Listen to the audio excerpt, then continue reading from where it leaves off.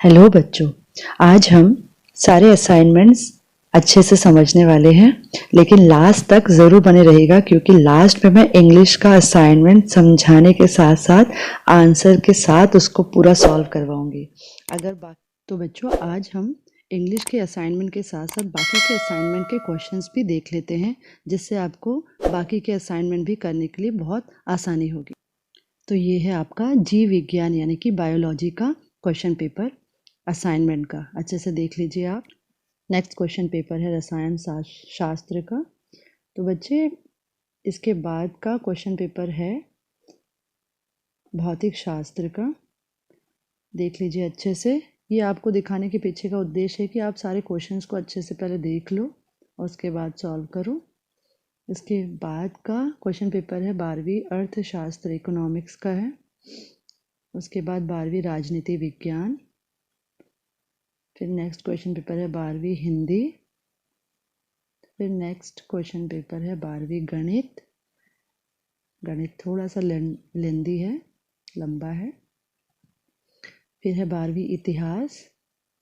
इसमें सिर्फ 4 क्वेश्चन थे। 12वीं व्यवसाय अध्ययन। 12वीं लेखा शास्त्र यानी अकाउंट्स भी थोड़ा लेंदी होता है। उसके बाद है नेक्स्ट भूगोल में भी सिर्फ 5 ही क्वेश्चन हैं। तो इस तरीके से आपके सारे क्वेश्चन पेपर कंप्लीट होते हैं। अब हम इंग्लिश का क्वेश्चन बाय क्वेश्चन सॉल्यूशन देखेंगे। देखिए, सबसे पहला क्वेश्चन है, how was the seen in school in the morning of the last lesson different from that on other day. इसका मतलब ये है कि उस दिन स्कूल का जो सीन था वो दूसरे दिन से कैसे अलग था। तो इसको हमको आंसर में लिखना है। तो चलिए देखते हैं कैसे लिखेंगे। अब जैसे कि क्वेश्चन में पूछा गया है कि उस दिन क्या अलग था स्कूल में बाकी दिनों से, तो ये किस दिन की बात हो रही है? जिस दिन मिस्टर एम हैमल ने अपना लास्ट लेसन पढ़ाया था। ये लास्ट लेसन चैप्टर में से है। हाँ, मैंने लास्ट लेसन चैप्टर को बहुत अच्छे से डिस्क्राइब किया है। आप मेरे यूट्यूब चैनल में जाके देख सकते हैं। मैं आई बटन में इसका लिंक भी दे दूंगी। आप ऊपर आई बटन को क्लिक करेंगे ना, तो आपको वहाँ पे इस लेसन का समरी मिल जाएगा और क्वेश्चन आंसर भी मैंने बहुत अच्छे से समझाया हुआ है। तो चलिए, तो उस दिन क्या अलग था? यूजुअली व्हेन स्कूल बिगेन, जैसे ही हमेशा स्कूल खुलता था या शुरू होता था, देयर वॉज अ ग्रेट बसल, बहुत ज़्यादा ही नॉइज़ होती थी, बहुत आवाज़ें आती थी, which could be heard out in the street, जो कि हम रोड से भी सुन पाते थे, सड़कों से भी। But it was all very still that day, लेकिन उस दिन सब कुछ बिल्कुल शांत था। Everything was as quiet as Sunday morning, जैसे कि संडे सवेरे का दृश्य होता है, सब कुछ शांत होता है संडे, बिल्कुल वैसा ही लग रहा था। An order had come from Berlin से एक ऑर्डर आया था, आदेश आया था, to teach only German in the school of Alsace and Lorraine. ये इसलिए था क्योंकि जर्मन अब पढ़ाया जाना था स्कूल में, फ्रेंच की जगह, ऐसा आदेश आया था, इसलिए पूरे स्कूल में शांति छा गई थी। Question, draw the character sketch of M Hamel, यानी कि एम हैमल के बारे में, उनके व्यक्तित्व के बारे में हमको सब कुछ लिखना है जो कि चैप्टर में बताया गया है। लेसन में जैसे ही ये चैप्टर का हम नाम जानते हैं, द लास्ट लेसन, इसमें पोएट ने एम हैमल को किस तरीके से प्रेजेंट किया है, इसको हमको बताना है। तो चलिए देख लेते हैं इसका आंसर हम कैसे लिख सकते हैं। In the last lesson, Alphonse Daudet has presented M. Hamel's character with all sympathy and respect, यानी कि द लास्ट लेसन में अल्फोंसे डॉडे, जो कि इस लेसन के ऑथर है, उन्होंने एम हैमल के व्यक्तित्व को बहुत ही सिंपैथी और रिस्पेक्ट के साथ शो किया है, यानी बहुत ही दया और आदर के साथ शो किया है, दिखाया है, दर्शाया है।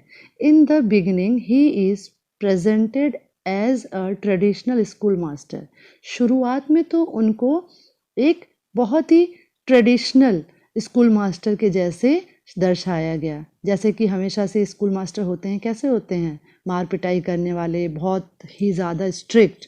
ही always kept his terrible ruler under his arm. वो हमेशा ही एक बहुत ही भयानक सा रूलर रखते थे अपने बाजू में, दबाकर बाजू के नीचे। All the students were afraid of him. सारे बच्चे उनसे बहुत ही ज़्यादा डरते थे। Mister Hamel was hard task master. Mister Hamel जो थे वो बहुत ही ज़्यादा ऐसे मास्टर थे जो बहुत ही डिसिप्लिन रखना पसंद करते हैं, अनुशासन रखना पसंद करते हैं, जो बहुत ही कड़क किस्म के हैं। ही always maintain discipline in the class. वो हमेशा अपने क्लास में अनुशासन रखते थे, बनाए रखते थे। But we also see the other side of M Hamel's character. हम दूसरी तरफ उनका और एक व्यक्तित्व देखते हैं। When the order came from Berlin, जैसे ही आदेश आया बर्लिन से, टू टीच जर्मन, कि जर्मन अब पढ़ाया जाएगा। टू टीच जर्मन यानी कि जर्मन अब पढ़ाया जाएगा। He became extra soft. वो बहुत ही ज़्यादा नरम हो गए। एंड जेंटल, बहुत ही दयालु और बहुत ही नम्र हो गए टुवर्ड्स हिज स्टूडेंट्स, अपने स्टूडेंट्स के प्रति यानी अपने विद्यार्थियों के प्रति। He did not scold Franz for coming late. Franz late से आने पर भी उन्होंने फ्रेंड्स को कुछ भी नहीं डांटा। ही declared that it was his last lesson in French. उन्होंने घोषणा की कि ये उनका आखिरी लेसन है फ्रेंच में। He would leave the place for ever the next day. वो अब हमेशा हमेशा के लिए ये जगह छोड़ के जाने वाले हैं अगले ही दिन। M Hamel loved France. M Hamel France से बहुत प्यार करते थे। And French from the core of his heart. दिल के गहराइयों से वो फ्रेंच भाषा को बहुत ज़्यादा प्यार करते थे। Next question number 3, draw the character sketch of friends. जिस तरीके से हमने अभी एम हैमल का कैरेक्टर स्केच लिखा है, उसी प्रकार हमको फ्रेंड्स का भी कैरेक्टर स्केच लिखना है। यानी कि ऑथर ने फ्रेंड्स को कैसे दर्शाया है पूरे लेसन में, तो फ्रेंड्स के पूरे व्यक्तित्व के बारे में वो कैसा था, क्या, सब कुछ हमको इस आंसर में लिखना है। तो चलिए देखते हैं इस आंसर को कैसे लिखेंगे। Little friends is one of the main characters of the story the last lesson. Little friends जो था वो लास्ट लेसन का बहुत सारे मेन कैरेक्टर में से एक था। He is a simple sensitive school going village boy of एल्सेसे।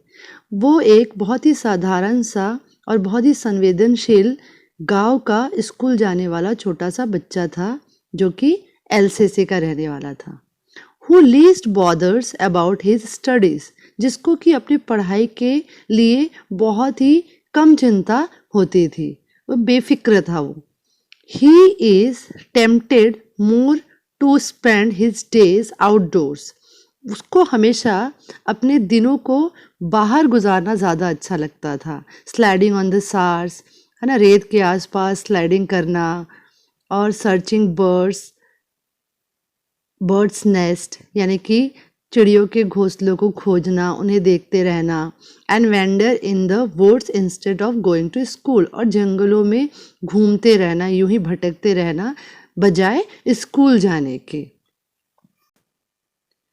When he reached the school, जब वो स्कूल पहुंचा, he not only notices the solemn and strange environment of the school, उसने ना सिर्फ स्कूल के अजीब से वातावरण को और शांति को महसूस किया, but also surprised at his teachers behaviour, बल्कि अपने टीचर के, अपने शिक्षक के व्यवहार पर भी वो बहुत ही ज़्यादा सरप्राइज था, अचंभित था। When friends comes to know that it was the last lesson in French, जब फ्रेंड्स को ये मालूम पड़ा कि ये लास्ट लेसन है फ्रेंच का, that M Hamel will give them, जो कि एम हैमल उनको देने वाले हैं, and from the next day only German would be taught, और आने वाले अगले दिन से जर्मन ही सिर्फ पढ़ाया जाएगा। It brings a change in his attitude, ये उसके स्वभाव में बहुत ही बड़ा बदलाव ला दिया। और ये बदलाव किस में आया? उसके सोचने के तरीके में। Attitude towards his lessons, book, books, school and his master, यानी कि अब तक वो अपने लेसन के बारे में, बुक्स के बारे में, स्कूल के बारे में और अपने मास्टर यानी अपने टीचर के बारे में जो सोचता था उसमें बहुत ही बड़ा बदलाव आ गया ये सुनने के बाद। He feels sorry for not learning his lessons properly. उसे बहुत ही बुरा महसूस हो रहा था क्योंकि उसने अपने लेसन्स को अच्छे से पढ़ा ही नहीं कभी। The idea that he was going away, जैसे ही उसके मन में विचार आता था कि उसके टीचर्स अब उससे दूर होने वाले हैं, made him forget all about his ruler. तो वो सब कुछ भूल गया, टीचर का रूलर भूल गया, उनका मार भूल गया, and how cranky he was, और वो कितने सनकी से थे ये भी वो भूल गया। And develops affinity and respect for his teacher, और उसके मन में बहुत ही ज़्यादा प्यार और रिस्पेक्ट यानी कि बहुत ही ज़्यादा आदर और सम्मान से उसका मन भर गया अपने टीचर के प्रति यानी मिस्टर एम हैमल के प्रति। Next question number 4. What are young trees describing as sprinting in poem My Mother at 66? Poem जो है My Mother at 66 जो पोयम है उस पोयम में यंग ट्रीज को बताया गया है स्प्रिंटिंग जैसा। तो ये स्प्रिंटिंग क्या होता है, यंग ट्रीज को स्प्रिंटिंग क्यों कहा गया है, यही हम इस आंसर में लिखेंगे। तो चलिए देखते हैं इस आंसर को हम किस तरीके से अच्छे से तैयार करके लिख सकते हैं। The poetess described the young trees as sprinting in the poem the mother at 66 age, यानी कि जो लेखिका हैं उन्होंने द यंग ट्रीज को स्प्रिंटिंग ऐसे पोएम में कहा क्योंकि the poetess is driving to Cochin airport. Poet जो थी वो कोचिन एयरपोर्ट जा रही थी कार चला के, कार पे बैठकर, है ना। तो व्हेन शी लुक्स आउटसाइड, जब वो बाहर देख रही थी, the young trees seem to be running fast. तो जब वो अपने कार की खिड़की से बाहर देख रही थी तो उसे दिख रहा था कि जो यंग ट्रीज है यानी कि जो छोटे छोटे जो ट्रीज हैं वो एकदम तेजी से भाग रहे हैं और स्प्रिंटिंग, तो इसी का नाम उन्होंने ये जो तेजी से भागना है इसी को स्प्रिंटिंग कहा। The poet presents a contrast here, उन्होंने यहाँ पे एक कॉन्ट्रास्ट शो किया। हर डोजिंग ओल्ड मदर, जो उनकी माँ थी, बहुत बूढ़ी माँ थी, वो ऐसे ही उनका चेहरा जो था निर्जीव टाइप का दिख रहा था। द स्प्रिंटिंग यंग ट्रीज, जैसे कि हम उन्होंने अपने यंग ट्रीज से जो कि गुजरते जा रहे हैं ऐसा ही उन्होंने अपनी माँ से इसको कंपेयर किया, कॉन्ट्रास्ट किया, यानी कि अब वो दूर होने वाली है अपनी माता से, तो उनकी माँ का जो थॉट है कि उनसे सब छूटा जा रहा है, दौड़ता चला जा रहा है, तो इस तरीके का फीलिंग उन्होंने इसमें एक्सप्रेस किया है। The poetess in order to distract her mind, तो इसलिए उन्होंने अपने दिमाग को शांत रखने के लिए और उस सोच से हटाने के लिए इन्होंने क्या किया, वो खिड़की से बाहर देखने लगी। The poetess in order to distract her mind, अपने मन को बहलाने के लिए, फ्रॉम द पेनफुल साइट, उनको जो तकलीफ हो रही थी कि अब वो अपनी माँ को छोड़ के जाने वाली है, उनकी माँ भी उनसे जुदा होने वाली है, तो इस ख्याल को हटाने के लिए वो क्या करती हैं, looks out of the window, बाहर खिड़की के देखने लगती है। When she gazes at the trees, जब वो घूर घूर के देखती हैं पेड़ों को, that seems to be running, ऐसा लग रहा था पेड़ दौड़ रहे हैं, because of looking out from a moving vehicle. अब ये क्यों होता है, क्योंकि जब कोई चलती गाड़ी से हम बाहर देखते हैं, stationary object seem to be moving, तो जो ऑब्जेक्ट्स होते हैं यानी कि जो सामान होते हैं या जो वस्तुएं होती है बाहर की, वो हमें दिखती हैं चलती हुई इन द ऑपोजिट डायरेक्शन, दूसरे दिशा में, विपरीत दिशा में।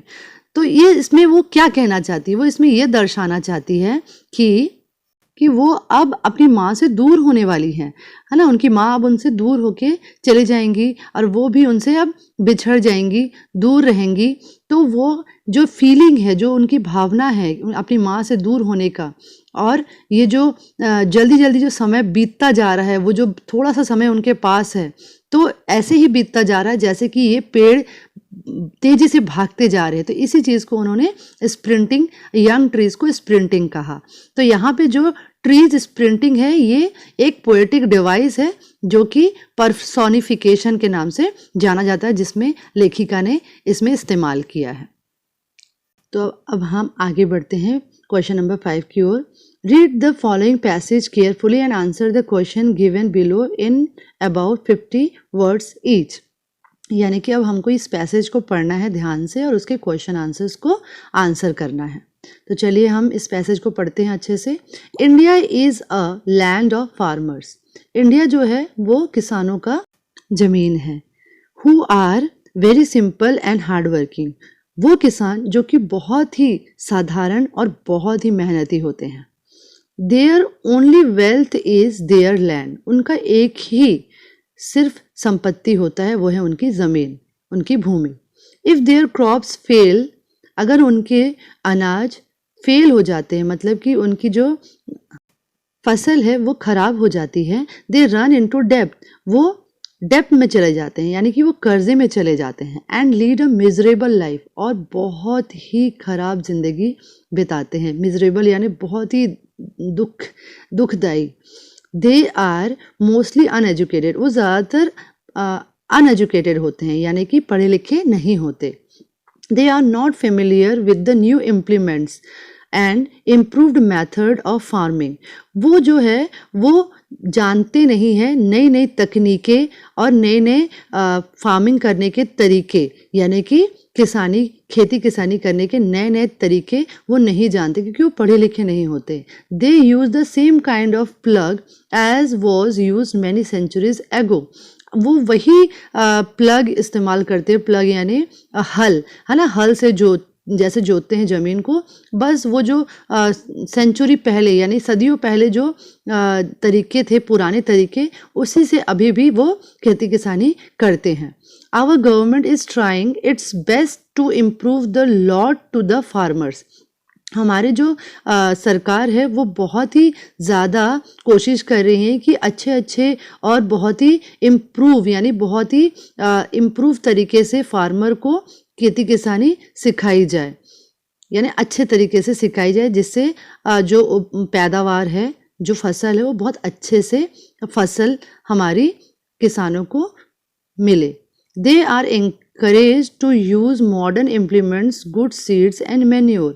उनको बहुत ज़्यादा प्रोत्साहन दिया जाता है कि वो मॉडर्न इम्प्लीमेंट्स को यूज़ करे, यानी कि नई नई आधुनिक तकनीकों को इस्तेमाल करे। गुड सीड यानी अच्छे बीजों को इस्तेमाल करें। एंड मैन्योर को इस्तेमाल करें, यानी कि जो हम पेड़ पौधों को सुरक्षित रखने के लिए हम जो खाद डालते हैं वो। They are given loan at low rate of interest. उनको बहुत ही कम दर पर लोन दिया जाता है, यानी कि कर्ज दिया जाता है। Development blocks have been opened all over the country. सारे देश में हर जगह डेवलपमेंट ब्लॉक्स बनाए गए हैं उनके मदद के लिए। The block supply superior seeds and good manure. तो ये जो डेवलपमेंट ब्लॉक्स है, यानी कि जिनको मदद के लिए भेजा गया है, कहीं पे भी वो ब्लॉक्स हैं हर जगह पे जो कि उनको मदद करती है। ये ब्लॉक्स जनरली करती क्या है, सप्लाई करती है सुपीरियर सीड, एकदम अच्छे अच्छे क्वालिटी के जो बीज होते हैं, और मैन्योर होती है यानी खाद होती है, वो उनको सप्लाई करते हैं विलेजर्स को, यानी कि फार्मर्स को। तो ये डेवलपमेंटल ब्लॉक का काम होता है। चलिए अब हम क्वेश्चन आंसर्स देख लेते हैं इसका। Describe the farmers of India. India के फार्मर्स को डिस्क्राइब करना है हमको पैसेज में पढ़ के। तो इसका आंसर हम पैसेज में ढूंढेंगे। देखिए इंडिया के फार्मर कैसे होते हैं, हमको ये लिखना है। तो देखिए ऊपर लिखा है India is a land of farmers. हम यहीं से शुरू कर सकते हैं। India is a land of farmers who are very simple and hardworking. Their only wealth is their land. If their crops fail, they run into debt and lead a miserable life. They are mostly uneducated. They are not familiar with the new implements and improved method of farming. They use the same kind of plug as was used many centuries ago। तो यहाँ तक इसका answer हम लिख सकते हैं, जो कि फार्मर के बारे में पूरा डिस्क्रिप्शन दिया गया है इस पैराग्राफ में। तो ये लगभग 50 वर्ड्स के हैं, तो यहाँ पे हमारा ये आंसर पूरा होता है। नेक्स्ट क्वेश्चन देख लेते हैं, how does government encourage the farmers? Government, हमारी जो सरकार है, वो किसानों को कैसे प्रोत्साहन देती है, कैसे उनको आगे बढ़ाने के नए नए रास्ते सुझाती है, ये हमको इस आंसर में लिखना है। तो इसका आंसर भी हम पैसेज में ढूंढेंगे। चलिए देखते हैं। देखिए यहाँ से लिखा हुआ है, जहाँ से पहला आंसर खत्म होता है जस्ट उसके बाद वाली लाइन से, our government is trying its best to improve the lot of the farmers. मैंने पहले ही समझा दिया आपको पैसेज पूरा। They are encourage to use modern implements, good seeds and manures. They are given loans at low rate of interest. Development blocks have been opened all over the country. The blocks supply superior seeds and good manure. तो यहाँ तक है इसका answer. तो इस तरीके से हमारे दोनों आंसर कंप्लीट हो जाते हैं। तो बच्चों, अब मैं उम्मीद करती हूँ कि आप लोगों को ये सारे आंसर समझ आ गए होंगे, और समझ के ही लिखना, कॉपी नहीं करना, है ना। समझ के लिखना बहुत ज़रूरी है। ये आपका पहला असाइनमेंट था, इसलिए मैंने बहुत ज़्यादा हेल्प कर दी। अब नेक्स्ट मंथ फिर से असाइनमेंट आने वाला है, तो उसमें भी मैं आपकी पूरी मदद करूंगी। तो इसके लिए आप बेफिक्र रहिए। और हाँ, पढ़ाई तो करना ही है, पढ़ाई करते रहिए। लॉकडाउन में अपना और अपने परिवार का ध्यान रखिए, घर पर ही रहिए। और हाँ, मेरे जितने सब्सक्राइबर्स हैं उनको मैं थैंक यू बोलना चाहती हूँ, और तहे दिल से शुक्रिया कि मेरी इतनी प्यारी छोटी सी फैमिली बन गई। इस फैमिली को और बड़ा करे और शेयर करे videos. Thank you so much.